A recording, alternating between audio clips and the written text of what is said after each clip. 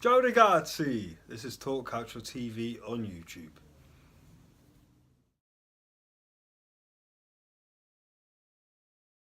Welcome to this episode of Talk Calcio TV on YouTube.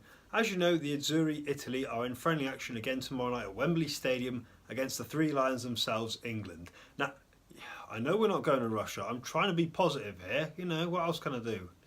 In this episode, we're going to give you a bit of a brief history and background on our opponents, the Three Lions themselves, that is England, their previous meetings with Italy, and our build up to tomorrow night's friendly match itself. So what do we know about the Three Lions themselves, England? Well, their greatest ever achievement came in 1966 when they hosted the World Cup and won it on home soil. They defeated West Germany in the final 4-2 after extra time, coached by the late great Sir Alf Ramsey, captained by the late great Sir Bobby Moore, ex-West Ham player. Their goals were scored that day by Martin Peters of West Ham, then a hat-trick scored by Sir Geoff Hurst of West Ham. You could say West Ham won the World Cup that day.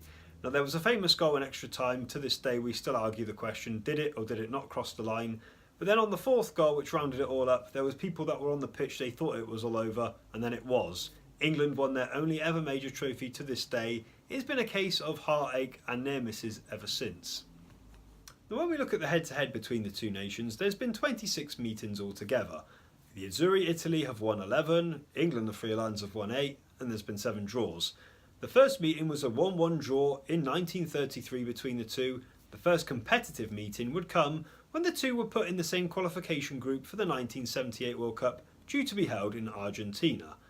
Now, the first match in Italy in 1976 was won 2-0 by the Azzurri. Goals from Antonioni and Roberto Bettiga, of course, the Juventus player at the time, was enough to give Italy the points over Don Revie's England. A year later, in 1977 at Wembley Stadium, by then the English game was in tatters. Don Revie had defected to coach the United Arab Emirates. England were now under the stewardship of Ron Greenwood, having previously managed West Ham United. England would win that game 2-0 thanks to goals from Kevin Keegan and Trevor Brookin, but it was Italy that would qualify for the World Cup in 1978 in Argentina. England would miss out yet again for the second tournament in succession, having already failed for 1974 in West Germany, but that remains their only ever competitive win over Italy to this day. The European Championships in 1980, in Italy of all places, was the next time the two teams would meet each other. Now they were drawn in the same group stage. Of course the format of the competition was different then. Of course you just had 2 groups of 4, and it was whoever would top the groups would then go through to the final. Italy would win that 1-0 thanks to a goal from Marco Tardelli. Of course there was a famous headline in one of the papers at the time of tears, tear gas, tantrums and Tardelli. The Juventus man would score the only goal of the game 9 minutes from the end after a defensive slip from Liverpool player Phil Neal. Italy then had the chance, of course, if they beat Belgium in their last game they could have made the final. They would draw 0-0, end up going into the third playoff place. England, however, that defeat would all but end their qualifications to the next round. Both teams would face heartache at Italia 90, both losing their respective semi-finals on penalty shootouts. Italy, of course, the hosts, would lose in Naples to Argentina, Aldo Serena and Roberto Donadoni missing, whilst the following night England would lose in Turin against Germany, misses for, of course, from Stuart Pearce and Chris Waddle. They would end up going for the unprestigious third place. Italy, of course, would win 2-1 to finish their competition in third place. Goals from Toto Schillaci and Roberto Baggio, whilst David Platt would score the goal for England. Of course, he then went on to have a future career in Italian football in Serie A, playing for the likes of Bari and Sampdoria, before he returned back to England in 1996 with Arsenal. Qualification for the 1998 World Cup, due to be held in France, would see the two nations in the same qualifying group. Italy would win the first meeting at Wembley in February 1997. Gianfranco Zola, scoring the only goal, of course a Chelsea player at the time, would defeat Glenn Hoddle's England at Wembley. But it was actually England that would go through to France 98 as group winners. In the return leg at the Stadio Olimpico in October later that year, the game would end 0-0. Now, it wasn't a great game, I've got to remember. Paul Ince, as you know, he was bloodied. He had blood all down his shirt like Terry Butcher years ago, bandage round his head. Angelo Di Livio was sent off for Italy, but it's the last few minutes of that game for me that really stand out. Now, I never forget, Ian Wright took the ball round Angelo Peruzzi at the Curva Sud. He hit the post from such close range. Italy went down the other end immediately, and that man, Christian Vieri, his header just going wide just those few inches. It'd beaten David Seaman. If that had gone in, I would have been in absolutely raptures as a 10-year-old that night, ready to brag at school. So England went through to France 98 as group winners. Italy would need a playoff against Russia, which they would win 2-1 on aggregate, and they too would go through to France 98. 15 years later, Italy and England would meet in the knockout stages, the last day of the European Championships in 2012, of course, co-hosted by Poland and Ukraine. In Kiev, the match, of course, would end 0-0. It would go to penalties. Now, Riccardo Montolivo, of course, missed for Italy. However, it was the two misses from the two England's Ashleys, that was both Young and Cole, hitting the bar and having one save respectively. Italy would win the shootout and eliminate England. The Azzurri would make it to the final, of course, when, yes, I don't need to remind them, we were absolutely outclassed, outplayed, outdone by Spain. The World Cup in Brazil 2014 was the last time the two sides would meet competitively. Now, they were both drawn in the so-say group of death in the World Cup, along with Costa Rica and Uruguay. They would face each other in their opening group match. Italy would win 2-1 thanks to goals from Claudio Marchisio. Daniel Sturridge would equalise just before half-time, before a certain Mario Balotelli, of all people, would strike early in the second half to give Italy the win. However, they would both be eliminated in the group stage. England would then lose to Uruguay 2-1, 2 goals from Luis Suarez, and then a 0-0 draw with Costa Rica. Italy would lose to Costa Rica 1-0, and then a 1-0 defeat against Uruguay when a certain Luis Suarez was biting a certain Giorgio Chiellini. It was a World Cup for both teams to forget, let's say. So like we mentioned, England's only ever competitive win over Italy was in 1977. In the 41 years later, they have beaten the Azzurri, however, twice, albeit in friendlies. 1997, a 2-0 win, goals from Ian Wright and Paul Scholes in France. Then in Geneva in 2012, not long after the Euros had just finished, Daniele De Rossi gave Italy the lead, but Phil Jagielka and Jermaine Defoe would strike to give England a 2-1 win. Other than milestones, as we know, David Beckham's first ever game as England captain was against Italy in Turin back in 2000. At the time, Peter Taylor was the temporary manager for England after Kevin Keegan had resigned just a month before. Italy would win that, however, 1-0 thanks to a goal from Rino Gattuso, ex-Rangers man. 2002, just before the World Cup that year, there was a fixture at Ellen Road friendly. Robbie Fowler gave England the lead before Vincenzo Montella, of course now Seville manager, would strike twice for the Azzurri to give Giovanni Trapattoni's men the win. Back in 2015 was the last meeting between the two in any friendly or competitive competition.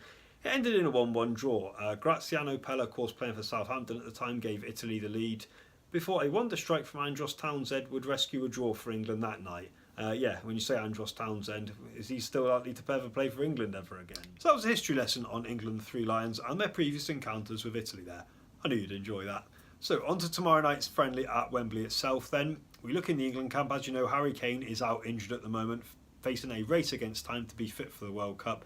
Of course, injured with Spurs. It's believed that Jamie Vardy is likely to lead the Three Lions attack against the Azzurri. Now, Vardy, 31 years of age, of course, a Premier League winner, of course, with Leicester City. Not bad for someone who got released by Sheffield Wednesday and then on to Fleetwood Town to be playing against the likes of Leonardo Bonucci, Eva Rugani, even Romagnoli, whoever he faces against tomorrow. It's an unbelievable story for the 31-year-old, that's for certain.